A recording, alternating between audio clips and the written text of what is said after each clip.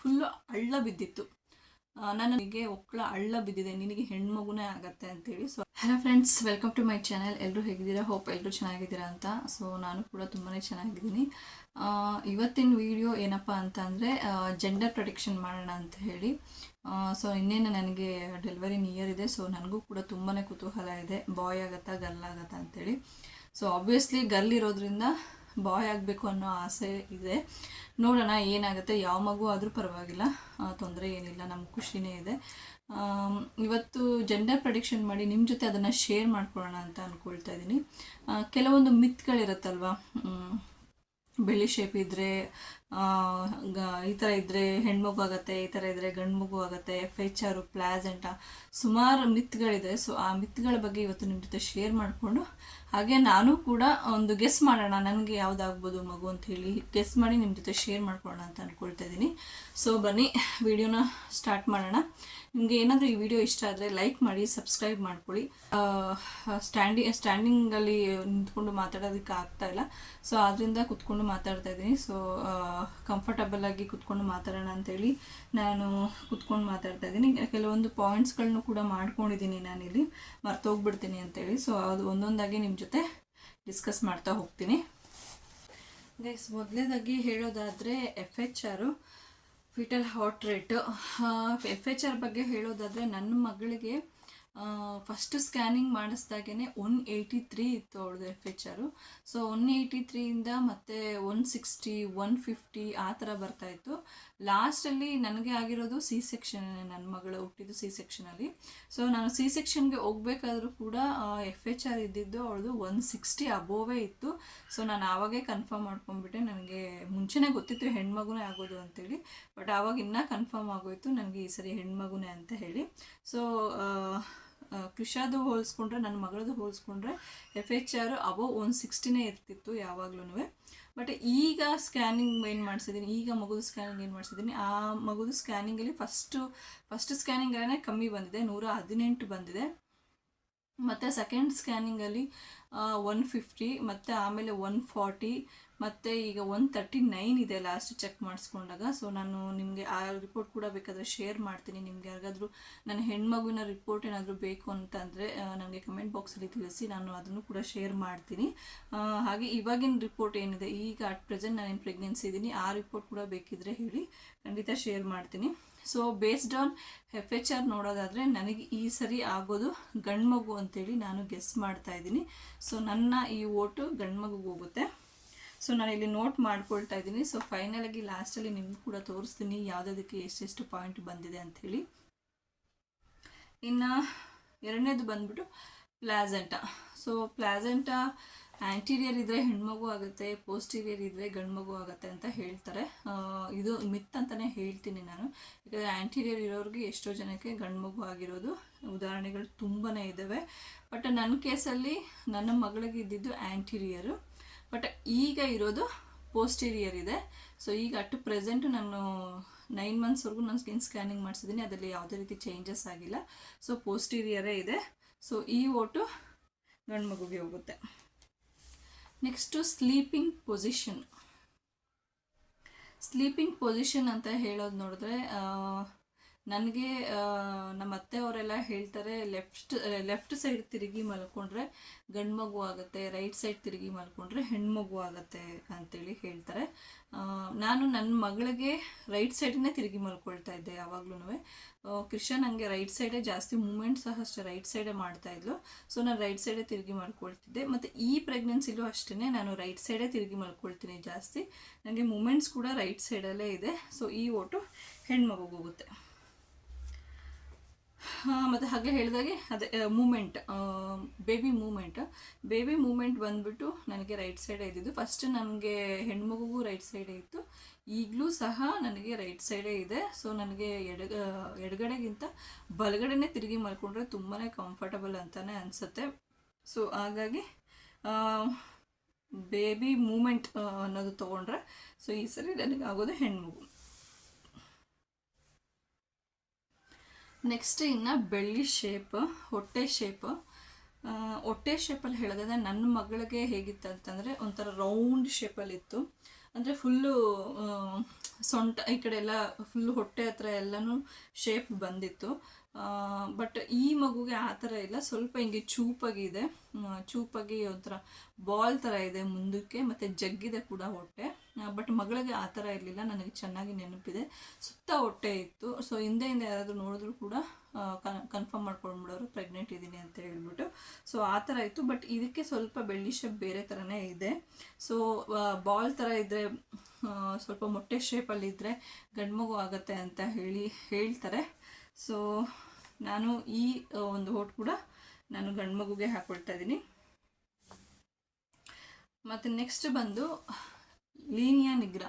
ಹೊಟ್ಟೆ ಮೇಲೆ ಒಂದು ಲೈನ್ ಬರುತ್ತೆ, ಒಂದು ಚೆಸ್ಟಿಂದ ಒಕ್ಕಳವರೆಗೂ ಮತ್ತು ಒಕ್ಕಳಿಂದ ಕೆಳಗಡೆವರೆಗೂ ಮಾಮೂಲಿಯಾಗಿ ಲೈನ್ ಇದ್ದೇ ಇರುತ್ತೆ. ಸೊ ಚೆಸ್ಟಿಂದ ಒಂದು ಒಕ್ಕಳವರೆಗೂ ಒಂದು ಲೈನ್ ಬರುತ್ತೆ. ಸೊ ಆ ಲೈನು ಬಂದರೆ ಗಂಡು ಮಗು, ಆ ಲೈನ್ ಬರಲಿಲ್ಲ ಅಂತಂದರೆ ಹೆಣ್ಣು ಮಗು ಅಂತ ಹೇಳ್ತಾರೆ. ನನಗೆ ಕ್ರಿಷಾಗೆ ಆ ಲೈನು ಬಂದಿರಲಿಲ್ಲ, ಬಟ್ ಈ ಮಗುಗೆ ಬಂದಿದೆ. ಬಟ್ ಆದರೆ ನನಗೆ ಕನ್ಫ್ಯೂಷನ್ ಇದೆ, ಯಾಕಂದರೆ ಅದು ತಿಕ್ಕಾಗಿಲ್ಲ, ತುಂಬ ದಪ್ಪದಾಗಿ ಇಲ್ಲ, ಜಸ್ಟ್ ಒಂದು ಹೇರ್ ಲೈನ್ ಬಂದಿದೆ ಅಷ್ಟೇ. ಹೇರ್ ಲೈನ್ ಸ್ಟ್ರೈಟಾಗಿ ಹಿಂಗೆ ಬಂದು ಸ್ವಲ್ಪ ಕ್ರಾಸ್ ಆಗಿ ಹೋಗಿದೆ. ನನಗೆ ಅದ್ರ ಬಗ್ಗೆ ಕನ್ಫರ್ಮೇಷನ್ ಇಲ್ಲ. ಬಟ್ ಆದರೆ ಆ ಥರ ಬಂದರೆ ಗಂಡು ಮಗು ಆಗುತ್ತೆ, ಆ ಥರ ಬಂದರೆ ಗಂಡು ಮಗು ಆಗುತ್ತೆ, ಇಲ್ಲಾಂದರೆ ಹೆಣ್ಣು ಮಗು ಆಗುತ್ತೆ ಅಂತ ಹೇಳ್ತಾರೆ. ಸೊ ಬೇಸ್ಡ್ ಆನ್ ಅದ್ರ ಮೇಲೆ ನೋಡಿದ್ರೆ ನನಗೆ ಸರಿಯಾಗೋದು ಗಂಡು ಮಗು ಅಂತ ಹೇಳಿ ಅಂದ್ಕೊಂಡು ಗಂಡು ಮಗುಗೆ ಹೊಟ್ಟಾಕೊಳ್ತಾ ಇದ್ದೀನಿ. ಇನ್ನು ನೆಕ್ಸ್ಟು ಮೋಸ್ಟ್ ಇಂಪಾರ್ಟೆಂಟು ಬೆಳ್ಳಿ ಬಟನ್. ಓಕೆ, ಬೆಳ್ಳಿ ಬಟನ್ ಇದ್ರ ಬಗ್ಗೆ ಅಂತೂ ನಾನು ಹೇಳಲೇಬೇಕು. ಇದನ್ನು ನಾನು ಸ್ವಲ್ಪ ಬಿಲೀವ್ ಮಾಡ್ತೀನಿ. ಯಾಕೆ ಅಂತಂದರೆ ನನಗೆ ನನ್ನ ತಂಗಿ ವಿಚಾರದಲ್ಲಿ, ನನ್ನ ಫ್ರೆಂಡ್ ವಿಚಾರದಲ್ಲಿ ನಿಜ ಆಗಿದೆ. ಬೆಳ್ಳಿ ಬಟನ್ ಅವ್ರಿಗೆ ಆಚೆ ಬಂದಿತ್ತು, ಸೊ ಅವರಿಗೆ ಗಂಡು ಮಗುನೇ ಆಗಿದೆ. ಬಟ್ ನನ್ನ ಮಗಳ ಟೈಮಲ್ಲಿ ಏನಾಯಿತು ಅಂದರೆ ನನಗೆ ಒಕ್ಕಳ ಫುಲ್ಲು ಹಳ್ಳ ಬಿದ್ದಿತ್ತು. ನಾನು ನೈಟಿ ಹಾಕ್ಕೊಂಡಿದ್ದಾಗ ಅದು ಹಳ್ಳ ಕಾಣ್ತಿತ್ತು. ಸೊ ನನಗೆ ನಮ್ಮನೆ ಕೆಳಗಡೆ ಒಬ್ಬರು ಆಂಟಿ ಇದ್ದರು. ಸೊ ಆಂಟಿ ಸಹ ಹೇಳಿದರು, ನಿನಗೆ ಒಕ್ಕಳ ಹಳ್ಳ ಬಿದ್ದಿದೆ, ನಿನಗೆ ಹೆಣ್ಮಗುನೇ ಆಗತ್ತೆ ಅಂತೇಳಿ. ಸೊ ಅದು ನಿಜನೂ ಆಯಿತು. ಸೊ ನನಗೆ ಕ್ರಿಷಾಗೆ ಬೆಳ್ಳಿ ಬಟನ್ ಹಳ್ಳ ಬಿದ್ದಿತ್ತು. ಬಟ್ ಈ ಮಗುಗೆ ಬೆಳ್ಳಿ ಬಟನ್ ಸ್ವಲ್ಪ ಮುಂದೆ ಬಂದಿದೆ, ಹಂಗಂತ ತುಂಬಾ ಇಲ್ಲ. ನನ್ನ ತಂಗಿಗಾದರೆ ಸುಮಾರು ನನ್ನ ತಂಗಿಗೆ ಅವಳು ನೈಟಿ ಹಾಕ್ಕೊಂಡ್ರೆ ಅಥವಾ ಟಿ ಶರ್ಟ್ ಏನಾದರೂ ಹಾಕೊಂಡ್ರೆ ಇಷ್ಟು ದಪ್ಪ ಕಾಣಿಸ್ತಾ ಇತ್ತು. ಬಟ್ ನನಗೆ ಅಷ್ಟೇ ಇಲ್ಲ, ತುಂಬ ಬಂದಿದೆ ಅಂತಲೂ ಇಲ್ಲ, ಹಂಗಂತ ಒಳಗಡೆ ಇದೆ ಅಂತಲೂ ಇಲ್ಲ, ಒಟ್ಟು ಸ್ವಲ್ಪ ಹೊರಗಡೆ ಬಂದಿದೆ. ಅದ್ರ ಬೇಸ್ಡ್ ಮೇಲೆ ನಾನು ಗಂಡು ಮಗು ಅಂತೇಳಿ ಓಟ್ ಹಾಕ್ಕೊಳ್ತಾ ಇದ್ದೀನಿ. Next gastric.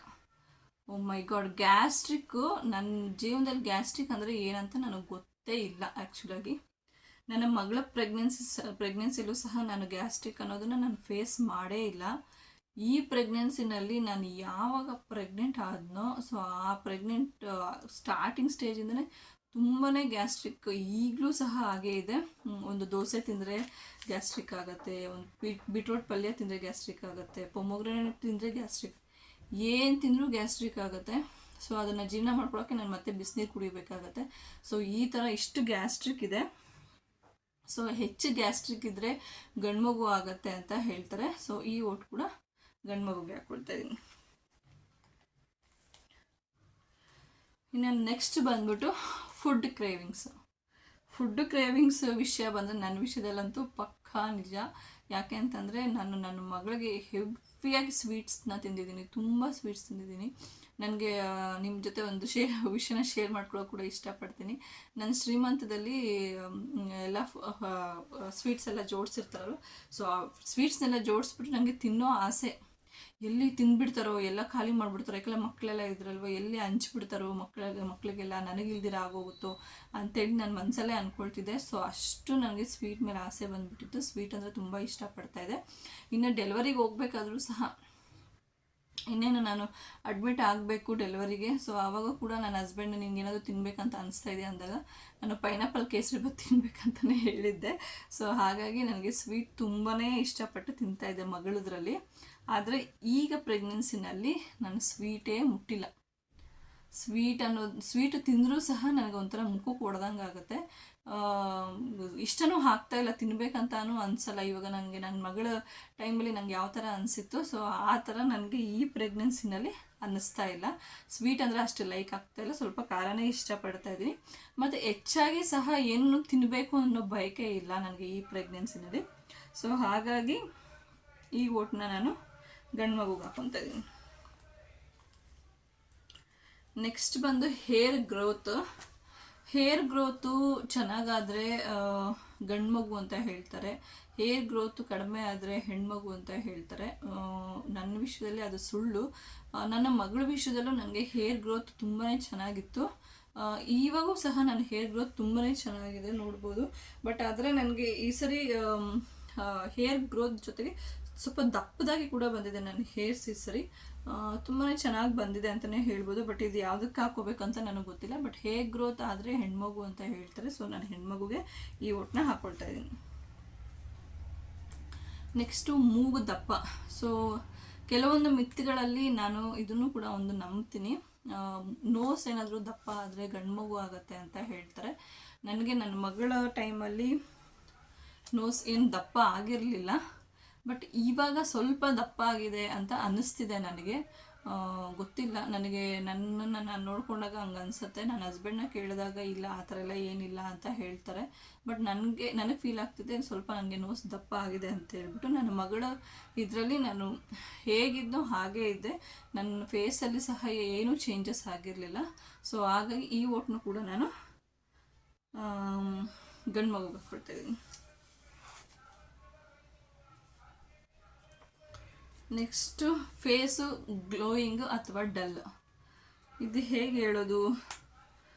ಫಸ್ಟು ನನ್ನ ಮಗಳ ಪ್ರೆಗ್ನೆನ್ಸಿನಲ್ಲಿ ನನ್ನ ಫೇಸು ಡಲ್ಲೇ ಆಗಿತ್ತು. ಆ್ಯಕ್ಚುಲಿ ನಾನು ಕಪ್ಪೆ ಆಗಿದ್ದೆ.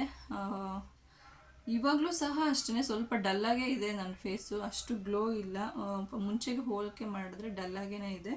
ಸೊ ಹಂಗಾಗಿ ಈ ಓಟ್ನು ಕೂಡ ನಾನು ಹೆಣ್ಮಗುಗೆ ಹಾಕ್ಬಿಡ್ತಾಯಿದ್ದೀನಿ.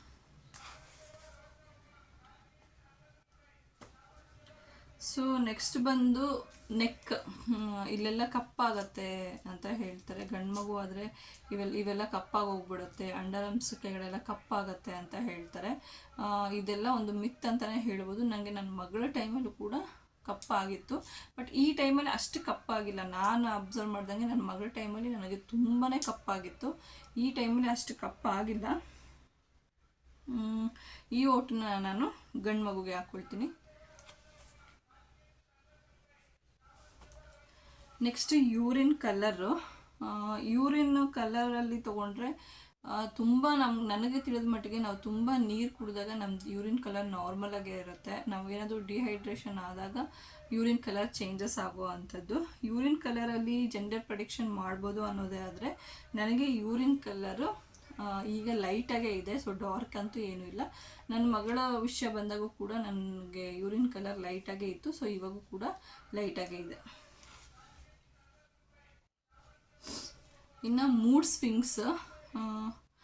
ಸ್ವಿಂಗ್ಸ್ ಜಾಸ್ತಿ ಇದ್ದರೆ ಹೆಣ್ಮಗು ಆಗುತ್ತೆ, ಮೂಡ್ ಸ್ವಿಂಗ್ಸ್ ಇಲ್ಲ ಅಂತಂದರೆ ಗಂಡು ಮಗು ಆಗುತ್ತೆ ಅಂತ ಹೇಳ್ತಾರೆ. ಸೊ ಮೂಡ್ ಸ್ವಿಂಗ್ಸ್ ವಿಷಯದಲ್ಲಿ ಬಂದರೆ ನನ್ನ ಮಗಳ ಟೈಮಲ್ಲಿ ನಾನು ತುಂಬಾ ಕೋಪ ಮಾಡ್ಕೊಳ್ತಾ ಇದ್ದೆ. ಏನೂ ಅವಾಗ ಯಾರೂ ಜೊತೆಯಲ್ಲಿ ಇರಲಿಲ್ಲ, ಅವಾಗಿನಷ್ಟು ಕೆಲಸ ಇರಲಿಲ್ಲ. ಆದ್ರೂ ಸಹ ನನ್ನ ಹಸ್ಬೆಂಡ್ ಮೇಲೆ ನಾನು ತುಂಬಾ ಕೂಗಾಡ್ತಾ ಇದ್ದೆ, ಕೋಪ ಮಾಡ್ಕೊಳ್ತಾ ಇದ್ದೆ, ಎಲ್ಲದಕ್ಕೂ ಬೇಜಾರು ಮಾಡ್ಕೊಳ್ತಾ ಇದ್ದೆ, ಅಳ್ತಾ ಇದ್ದೆ. ಸೊ ತುಂಬಾ ಮೂಡ್ ಸ್ವಿಂಗ್ಸ್ ಇತ್ತು.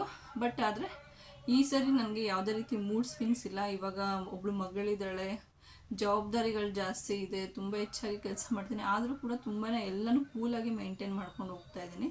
ಸೊ ಹಾಗಾಗಿ ಈ ಸರಿ ಏನು ಮೂಡ್ ಸ್ವಿಂಗ್ಸ್ ಇಲ್ಲ. ಸೊ ನಾನು ಈ ಓಟ್ ಬಂದು ಗಂಡು ಮಗುಗೆ ಹಾಕ್ಕೊಳ್ತಾ ಇದ್ದೀನಿ. Next most important Chinese calendar. So ಈ ಚೈನೀಸ್ ಕ್ಯಾಲೆಂಡರು ನಾನು ಸುಮಾರು ನೋಡಿಬಿಟ್ಟಿದ್ದೀನಿ. ಸುಮಾರು ಜನಕ್ಕೆ ಇದು ನಿಜನೇ ಆಗಿದೆ. ಬಟ್ ನಿಜನ ಸುಳ್ಳ ಅನ್ನೋದು ನನಗೂ ಕೂಡ ಅಷ್ಟಾಗಿ ಬಿಲೀವ್ ಮಾಡಲಿಕ್ಕೆ ಗೊತ್ತಾಗ್ತಾ ಇಲ್ಲ. ಬಟ್ ನನ್ನ ಮಗಳ ವಿಷಯದಲ್ಲಿ ಬಂದಾಗ ಚೈನೀಸ್ ಕ್ಯಾಲೆಂಡರ್ ನಿಜನೇ ಆಗಿದೆ. ನಾನು ಆವಾಗೇನು ಚೆಕ್ ಮಾಡ್ಕೊಂಡಿಲ್ಲ. ಬಟ್ ಈಗ ನಾನು ಚೆಕ್ ಮಾಡಿಕೊಂಡ್ರೆ ನನಗೆ ಚೈನೀಸ್ ಕ್ಯಾಲೆಂಡ್ರಲ್ಲಿ ನನಗೆ ಹೆಣ್ಮಗು ಅಂತಲೇ ತೋರಿಸ್ತಿದೆ ಫಸ್ಟು. ಸೊ ಇವಾಗಿನ ಇದನ್ನು ಚೆಕ್ ಮಾಡಿಕೊಂಡ್ರೆ ಚೈನೀಸ್ ಕ್ಯಾಲೆಂಡರಲ್ಲಿ ತೋರಿಸ್ಕೊಂಡ್ರೆ ಇವಾಗೂ ಸಹ ನನಗೆ ಹೆಣ್ಣು ಮಗುನೇ ಆಗುತ್ತೆ ಅಂತ ತೋರಿಸ್ತಾ ಇದೆ. ಸೊ ನೋಡೋಣ ಯಾವ ಮಗು ಆಗುತ್ತೆ ಅಂಥೇಳಿ. ಈ ಸರಿನೂ ಹೆಣ್ಮಗು ಆದರೆ ಚೈನೀಸ್ ಕ್ಯಾಲೆಂಡರ್ ನಿಜ ಅಂಥೇಳಿ ನಾವು ಬಿಲೀವ್ ಮಾಡಬಹುದು 99%. ಸೊ ನಾನು ಈ ಓಟು ಸಹ ಹೆಣ್ಮಗುಗೆ ಹಾಕ್ಕೊಳ್ತಾ ಇದ್ದೀನಿ. ಸೊ ಇಷ್ಟೇ ಅಂತ ಅನಿಸುತ್ತೆ. ಮೇಯ್ನಾಗಿ ಹೇಳೋದೇ ಮರ್ತೋದೆ, ನಾನು ಇವಾಗ ಆ್ಯಕ್ಚುಲಿ ಇದ್ರ ಮೇಲೆ ಸಫರ್ ಮಾಡ್ತಾ ಇದ್ದೀನಿ. ಲೆಗ್ ಸ್ವೆಲ್ಲಿಂಗ್, ಕಾಲು ಊದ್ಕೊಳ್ಳೋ ಅಂಥದ್ದು. ನಾನು ಅದನ್ನೇ ಮೇನ್ ಮರ್ತ್ಬಿಟ್ಟಿದ್ದೀನಿ. ಯಾಕಂದರೆ ಈಗ ಆಲ್ರೆಡಿ ನನ್ನ ಕಾಲು ತುಂಬಾ ಊದ್ಕೊಂಡ್ಬಿಟ್ಟಿದೆ, ಎದ್ದು ಓಡಾಡೋಕ್ಕಾಗದೇ ಇರೋಷ್ಟು ಊದ್ಕೊಂಡ್ಬಿಟ್ಟಿದೆ. ಲೆಗ್ ಸ್ವೆಲ್ಲಿಂಗ್ ಆದರೆ ಗಂಡು ಮಗು ಆಗುತ್ತೆ ಅಂತ ಹೇಳಿ ಒಂದು ಮಿತ್ತಿದೆ. ಬಟ್ ನನ್ನ ಮಗಳ ವಿಚಾರದಲ್ಲಿ ತಗೊಂಡು ನನಗೆ ಲೆಗ್ ಸ್ವೆಲ್ಲಿಂಗ್ಸ್ ಎಲ್ಲ ಏನೂ ಇರಲಿಲ್ಲ, ನಾನು ಆರಾಮಾಗೇ ಇದ್ದೆ. ಸೊ ಬಟ್ ಈ ಪ್ರೆಗ್ನೆನ್ಸಿನಲ್ಲಿ ನನಗೆ ಲೆಗ್ ಸ್ವೆಲ್ಲಿಂಗ್ ಇದೆ ಮತ್ತು ಕೈ ಕೂಡ ಸ್ವಲ್ಪ ಸ್ವೆಲ್ಲಿಂಗ್ ಇದೆ, ನೋಡಬೇಕು. ಸೊ ನಾನು ಈ ಓಟನ್ನ ಗಂಡು ಮಗುಗೆ ಹಾಕ್ಕೊಳ್ತಾ ಇದ್ದೀನಿ.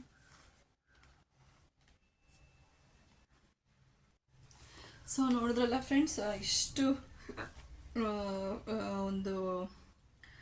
ಇಷ್ಟು ಮಿತ್ಗಳಿದೆ ಒಂದು ಯಾವ ಮಗು ಆಗುತ್ತೆ ಅಂತ ಒಂದು ಪ್ರೆಡಿಕ್ಟ್ ಮಾಡೋದಕ್ಕೆ. ಸುಮಾರು ಒಂದು 16-17 ಮಿತ್ಗಳು ಇವತ್ತು ನಿಮ್ಮ ಜೊತೆ ಶೇರ್ ಮಾಡ್ಕೊಂಡಿದ್ದೀನಿ ನಾನು. ಇದರಲ್ಲಿ ಕೆಲವೊಂದು ನಾನು ಒಂದೋ ಎರಡೋ ನಂಬ್ತೀನಿ. ಬೆಳ್ಳಿ ಶೇಪು, ಬೆಳ್ಳಿ ಬಟನು ಮತ್ತು ಮೂಗು ದಪ್ಪ ಆಗುವಂಥದ್ದು, ಇದನ್ನು ಮಾತ್ರ ನಾನು ನಂಬ್ತೀನಿ ಅಷ್ಟೇ. ಬೇರೆ ಯಾವುದನ್ನು ನಂಬೋದಿಲ್ಲ ನಾನು. ಜಸ್ಟ್ ಫಾರ್ ಫನ್ ಅಷ್ಟೇ ಇದು. ಏನೋ ಒಂದು ಗೆಸ್ಸಿಂಗ್ ಇರುತ್ತಲ್ವ, ನಮಗೆ ಯಾವ ಮಗು ಆಗುತ್ತೆ ಅಂತೇಳಿ ತಿಳ್ಕೊಳ್ಳೋ ಕುತೂಹಲ ಎಲ್ರಿಗೂ ಇರುತ್ತೆ. ಸೊ ಹಾಗೆ ನನಗೂ ಕೂಡ. ಸೊ ಇದನ್ನು ನಿಮ್ಮ ಜೊತೆ ಶೇರ್ ಮಾಡ್ಕೊಂಡಿದ್ದೀನಿ.